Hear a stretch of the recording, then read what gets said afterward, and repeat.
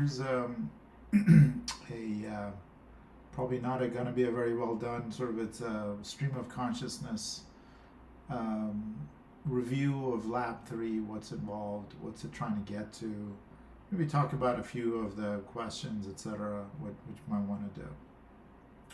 So this Lab 3 is specifically about doing the simulation aspects of chip design, and one of the key simulation tools is Verilog for doing chip design. Any kind of a digital component that you want to design, you're probably going to go to Verilog. And so there's two. We had a quick lecture on Verilog, but there are two types of Verilog simulation. One of them is called behavioral model, and that basically is like looking at code essentially. So there's no definitions. It's sort of like those logical definitions. So there's a behavioral model or RTL simulation. And the second type of Verilog simulation is called gate level Verilog simulation. Gate level is basically you take the RTL, you have to go to either there's a synthesis tool that creates the gate level model, or you yourself create the gate level model. You yourself create the gate level model is probably not the most efficient thing to do. But basically at the gate level, the simulation tool, Verilog, is pointing at gate definitions that are typically provided by the foundry. So it actually has the information for delays depending on what kind of capacitance or resistance is driving, etc. So we're using some computer-aided design tools from UC Berkeley, and specifically there's this interactive CAD tool called Hammer that we're using as sort of simplifying the interactions with the Hammer. But anyway, so the main things we're using are the actual simulation. Then we're using something called GTK Wave to look at the waveforms, the zeros and ones coming out of the Verilog simulation. The Hammer is the overall interactive tool. Then the next thing that these tools actually used is something called a PDK, or Process Design Kit, PDK. Each fab, each process creates its own PDK, or you get this from the manufacturing place. So we're using, as an example for this lab, we're using the Skywater. This should be 130 nanometer process, not millimeter process. So those we're going to look at, the behavioral RTL simulations, gate level simulations, and very simple look at power. This Verilog primer is a recommended reading, but I think sort of any Verilog book or reference would work. We're really not getting too deep into the Verilog. So I'm recording this looking at the screen on my Mac. So the first thing I have to do is to open a terminal into the Cal Poly environment. So that's my terminal. But to do that, I need to open. I use on the Mac. I use this Global Protect to create this VPN into Cal Poly. So gonna have to log into Cal Poly and then give it permission to get in. I think it let me do it because I was on there a minute ago. Let's see if it can connect okay. All right, so I'm connected. And so now, so what I want to do is this SSH capital Y -L, that's my username, and hpc.cpp.edu. And it's going to ask for my password. Hopefully, these are very small letters it might show up very small letters on my screen, but hopefully you can see it. And so this is now, I'm in the Cal Poly environment, the high performance computing environment. And I can tell that by this prompt. Now it says beam Net commander and this base.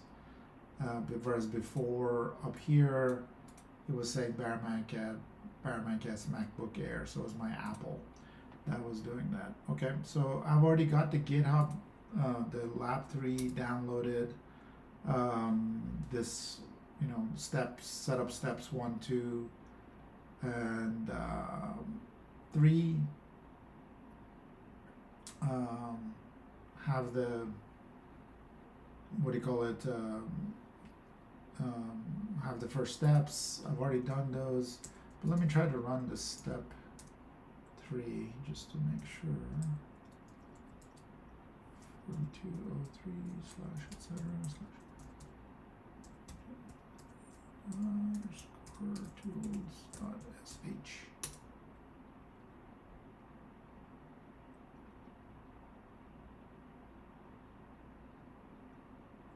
Okay.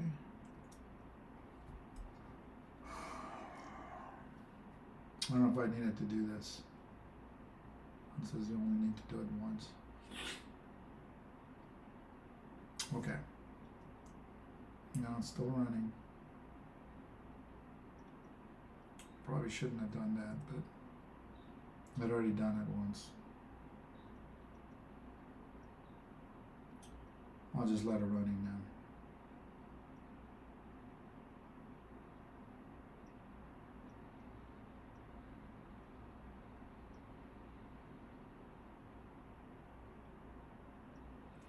Still waiting.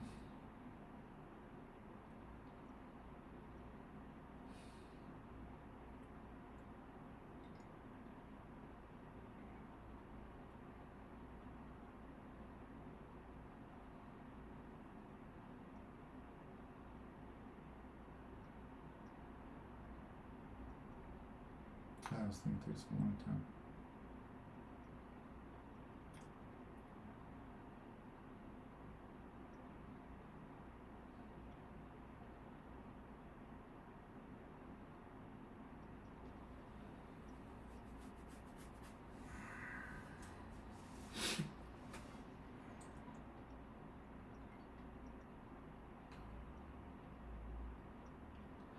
Sometimes you type something in and it takes forever. Jeez, come on.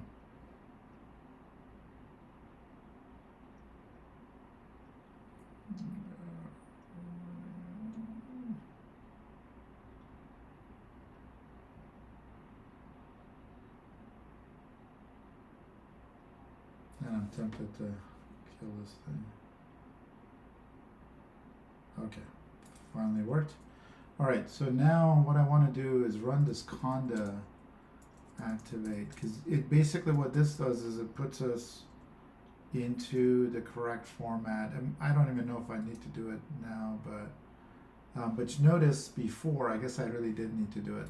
As I ran this conda, step 4 in your lab, you got to run this conda activate thing, ECE4203. Now the environment has changed from a base Linux environment to this ECE4203 environment, and basically, and this is what you should see. You should see this ECE4203 when you run this conda. It basically has, from now on, this particular window or shell, as it's called, is gonna basically has all the setups for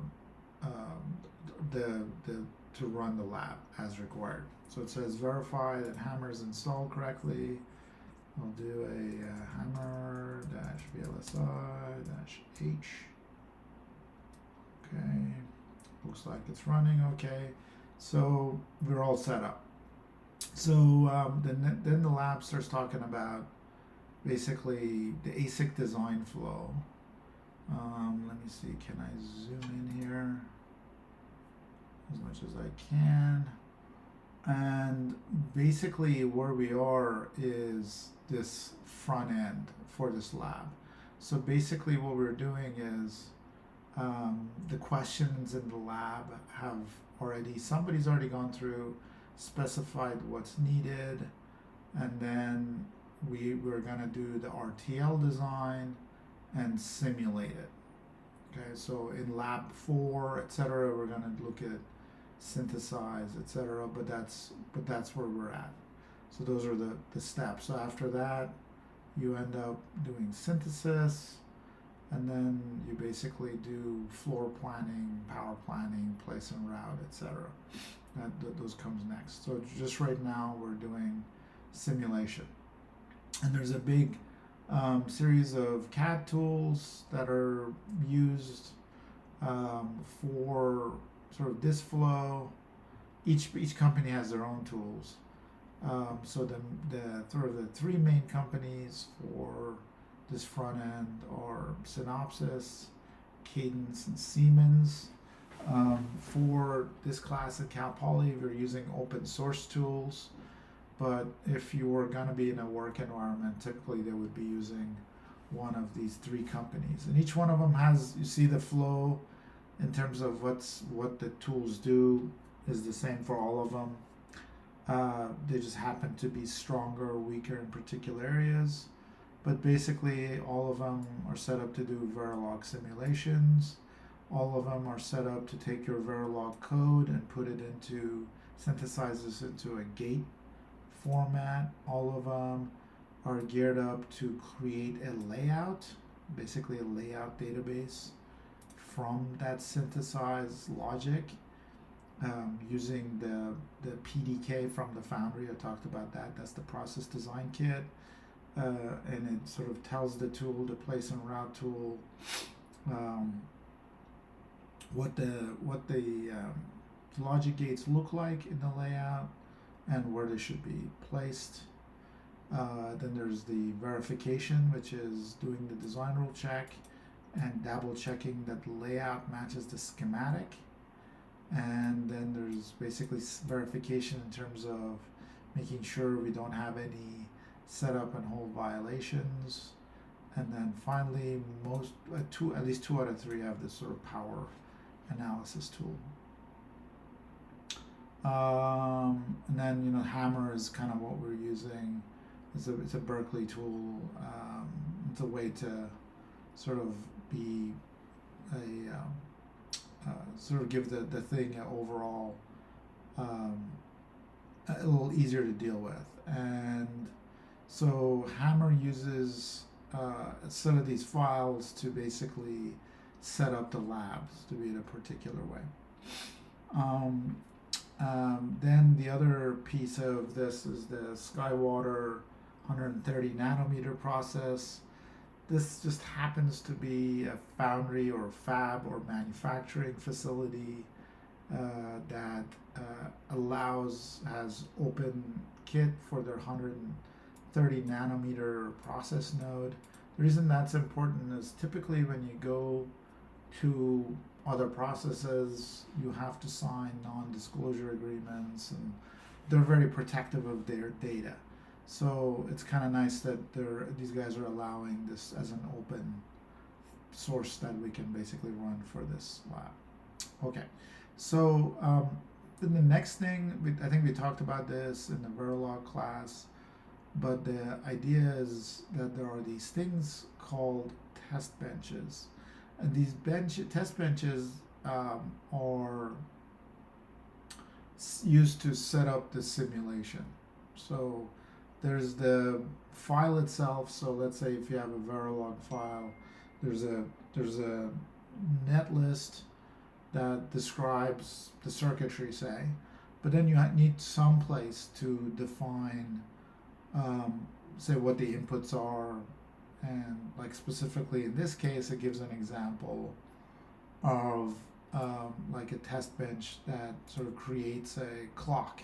So typically your simulations, if they have flip-flops, they need clocks. Here it's defining a signal called a clock.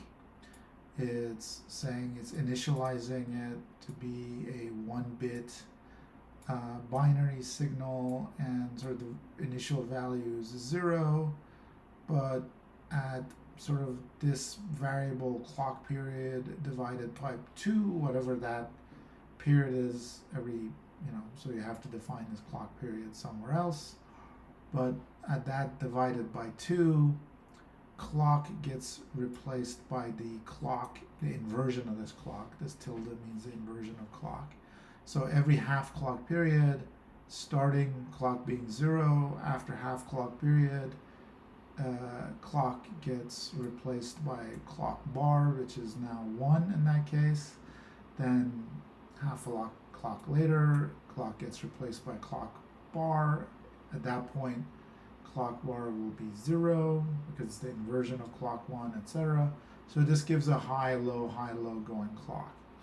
So that's one way to define a clock.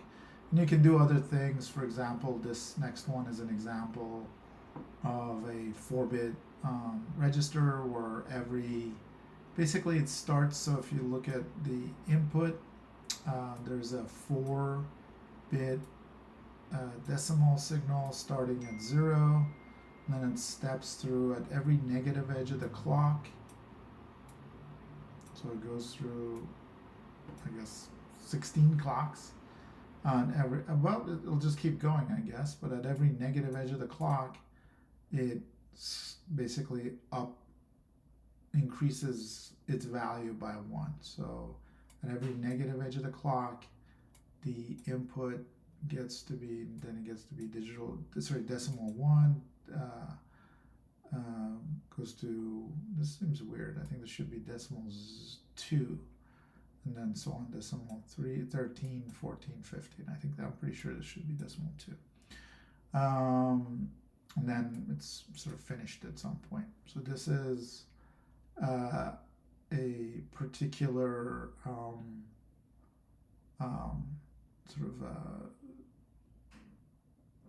test bench. Then there's a bunch of support files that the test bench needs. You'll see examples of it here. So this is giving 26 clock edges, but basically a bunch of things to support stuff that you need. Finally, when the simulation's done, you can really look at the outputs in one or two ways, but definitely one of the good ways to look at the output is through waveforms. So actually looking at, basically on the horizontal axis, you'll have time. On the vertical axis, you'll have the different signals that are possible, and then basically you can see if something's gone wrong or not. So I think it's the easiest to look at how that looks. So we're going to use an example of a particular digital signal. It's really not that important what it is. A digital circuit. It's not that important what it is, but it just happens to be a finite impulse response filter. And the idea with that is that you have some kind of an input, and then that input gets delayed. In this case, you have the input and then the delay of the previous 4 clocks values of the input, and then at each point a weighted sum. Basically you're keeping those values and multiplying them by different weights. So you see this sort of middle value, this input delayed by 2 gets multiplied by 16, so that's the sort of the biggest weight of the value, but then you basically get sort of times around it as well that are adding to it. So what it's doing is because one way to look at it is it's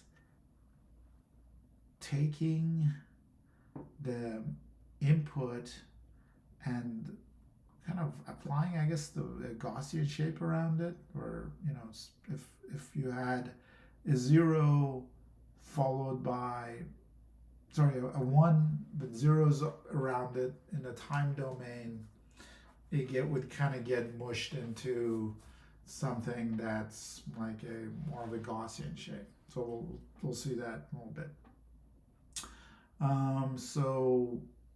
Basically, your lab 3 has everything to run the simulation. So what we have to do is so I'll go through some of the signals, some of the Unix commands. pwd tells you where your working directory is. ls gives you a list of the files. So I did a ls here. You see I have a bunch of files. I'm going to go into and directories. The blue things are directories, at least in my Mac. And the black, so these blues are directories. Black names are files. So I'm going to go into this blue lab 3 directory. So it'll be ECE4203 _ lab 3. Okay, so it wants me to go into the scale directory if you read the description of lab 3. And the scale 3 has these files in it. So it wants me to run sim -RTL, which is this guy. Before I sim it, let's take a quick look at it and see what it is. So it might be a little hard to see because it's got this teal colored things, text, but there are input files that it's using. It's basically, it goes to this directory. This looks like the finite impulse response filter Verilog file. Then there's like adders needed, etc. And then probably some like the input file, etc. And then down here, it's got some other inputs. It defines the clock period as being something. It looks like it's looking at some Skywater file, etc. So that's what that looks like. Whoops, shouldn't have done that. So if you make a change to a file like I just did, I'm working with the VI editor that you do not want to save. Okay, let's say you made a mistake like I just did. When I hit colon, it brings me down here, and I'm just gonna hit quit. It doesn't let me quit. Then I'm gonna hit colon again. I hit quit, and then exclamation mark. So I'm forcing it to quit. Okay, so that let me quit. Okay, so now to run that, I'm going to do make sim -RTL. I'll run for a bit. Okay. Did some stuff. Did it run okay?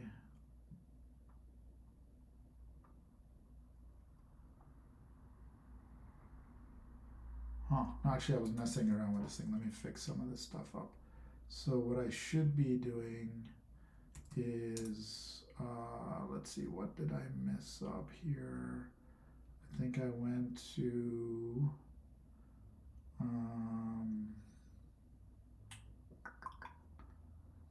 I went here and I changed some stuff in this a bit earlier.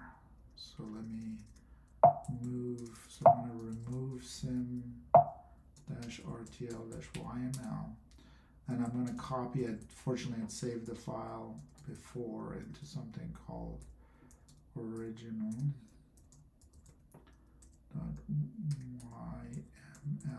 I'm going to copy that to sim-RTL.yml to get it back. Okay, so now I got the original version of this sim-RT-YML before the stuff I was messing around with earlier. So I'm going to run that make command again. Hopefully this time it'll run okay.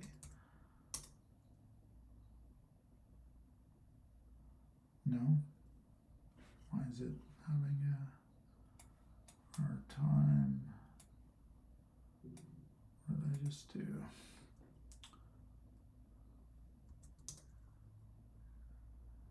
I sorry, I renamed it wrong.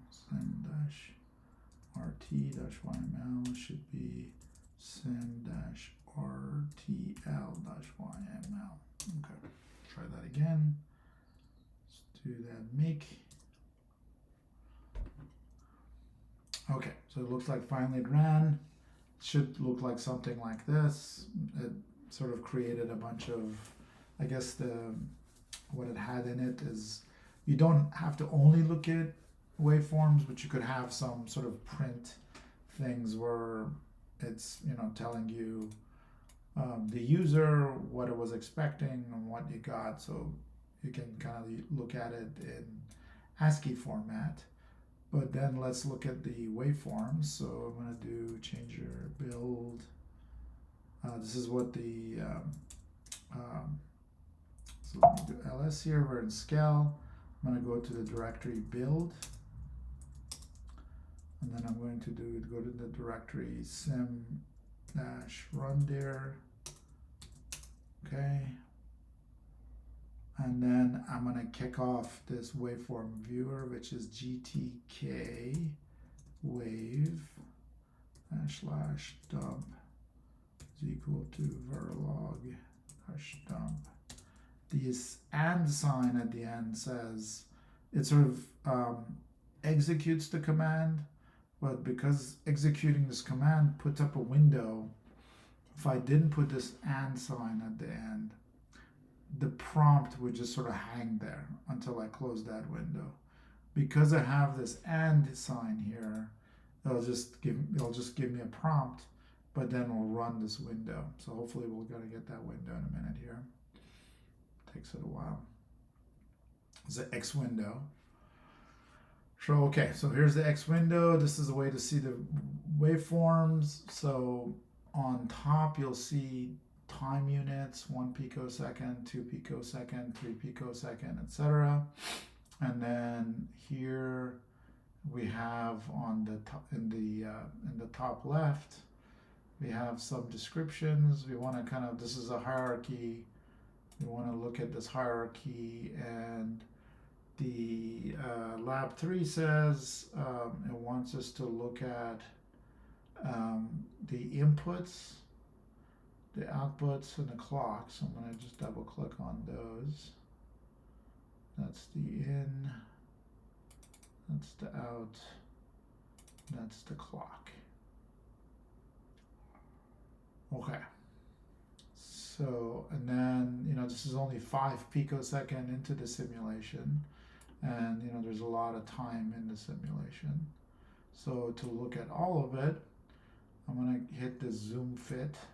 Okay, so that brings everything, all those, just sort of the whole simulation time, which seems like it's about 28 nanoseconds or something. I don't know, doesn't quite look like it's 30 nanoseconds. But right off the bat, a couple of things to notice.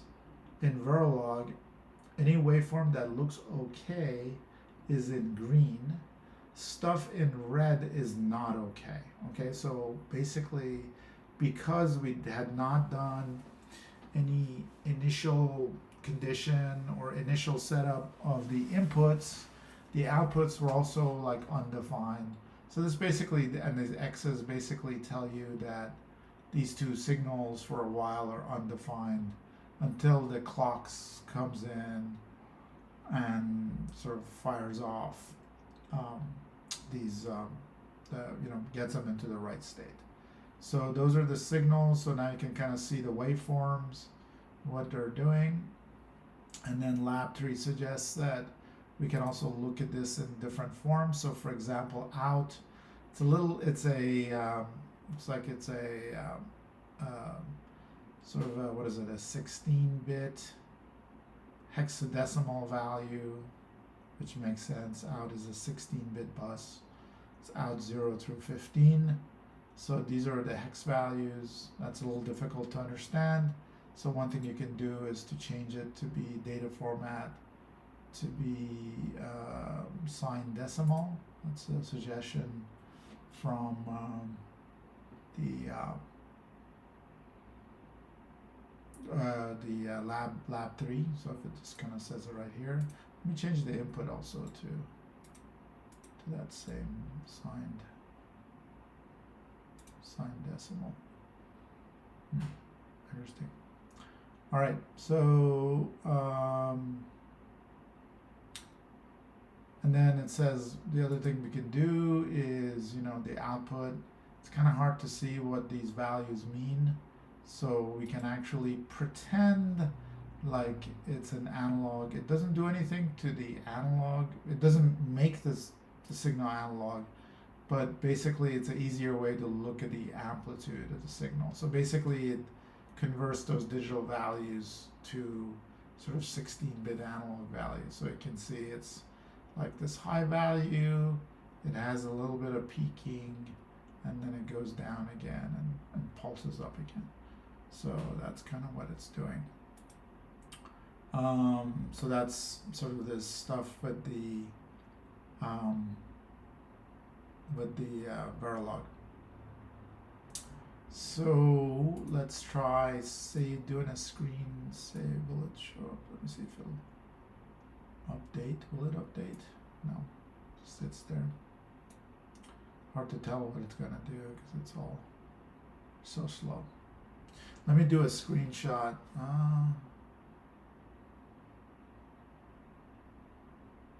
Let me do a screenshot here because later on it'll ask us to do compare. So this is the RTL simulation. Okay, so this is as if basically it's just a functionality at this point. It's not really using real gates. So I'm going to do a screenshot of this because we're going to run the same sim, hopefully, and compare it to the gate value. And then let's zoom in. I'm going to change this out to be back into data format. I'm going to turn it back into digital, and then I don't know, X format's good. So I'm going to zoom into one of these places. Let me zoom over here. Anywhere where there's a clock.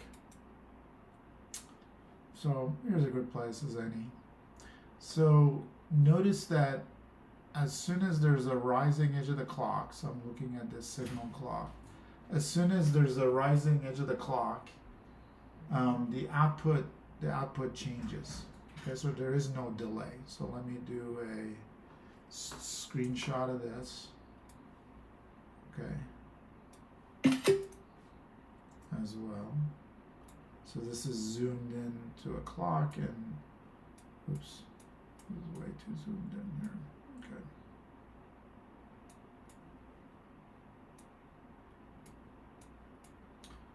So again, we're kind of looking at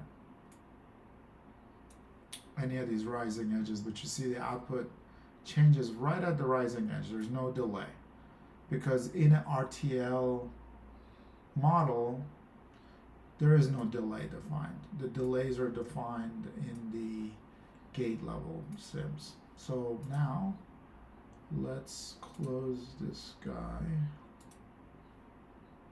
Okay, exit. And now we're gonna do the gate level simulations.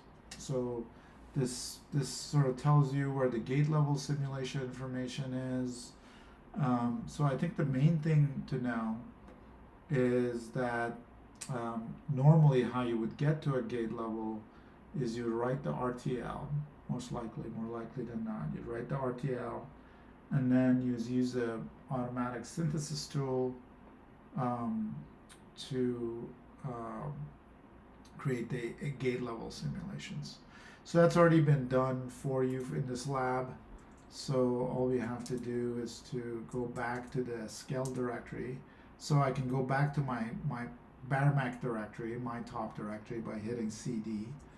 And then from there, I'm going to go into lab 3 again, so it's easier. And then from there, I can go into scale, and I can run this command, make sim-rtl, this guy here. Okay, I can kind of copy and paste it. Let me see if that works. Copy and paste work. Hey, it worked. Great. So I don't have to type it. Okay. Okay, so it ran. So I'm gonna recreate that GTK wave. So now I'm gonna look at what this output looks like. So let's see, where was that command with the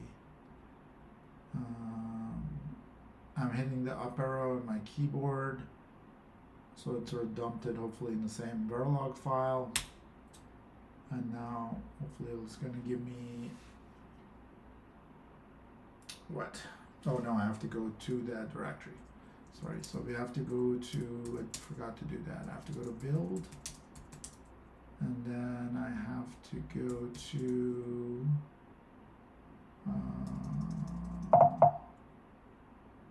sim run directory, I think.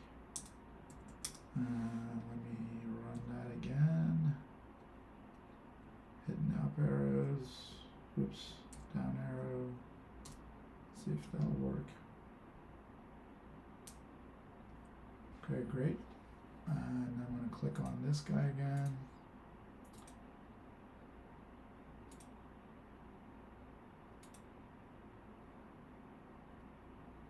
In is here, out is here, clock is here. Let's look at the overall picture. Okay, let's assume it's running correctly. But so now I have, this should be doing exactly the same thing, except this is with gates rather than RTL. So I just did a screenshot to try to compare it to this other screenshot here.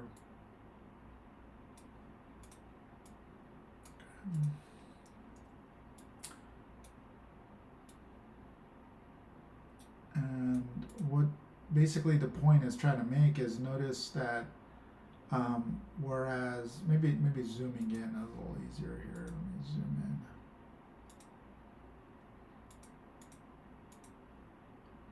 in. Oops. Zoom into the clock, any clock here. Notice that now this clock rising edge, there's a certain amount of delay. Looks to me like it might be I don't know, 600 picoseconds. I'm just eyeballing it, but no, wait a minute. So 130 nanoseconds says 10 nanoseconds would be total over here. So it might be 2 nanoseconds delay or something from the rising edge of the clock to when the output starts changing.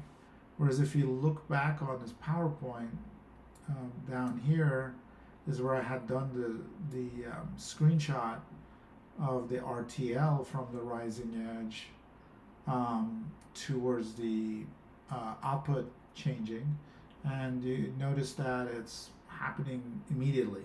So that's one of the big differences between the RTL, which doesn't have any information about delays, etc., and then the gate level language, which does have the gate level simulations. So that's kind of basically shows you a major difference. And then these files, these SDF files from the foundry is what gives the SDF file basically the definitions of what the delays might be. And there's a little bit of writing here about like what those SDF file delays mean. There is one of the key things here, I don't know if it's so important to know the format, but the important thing to know is that the delays, so this is like, for example, a particular cell in the Skywater process. It looks like it's an inverter, and it has, here's the delay definitions from input to output. There's only one input, one output, and so it's giving the format of the delay minimum, typical, and maximum. So minimum here, it's not giving minimum typical, it's just giving the maximum delay. But like a quality library or a quality SDF file would also give you typical and minimum values, because those could also be important. Anyway, I hope this has been a useful video for you guys to get a little started and a little background on this Lab 3.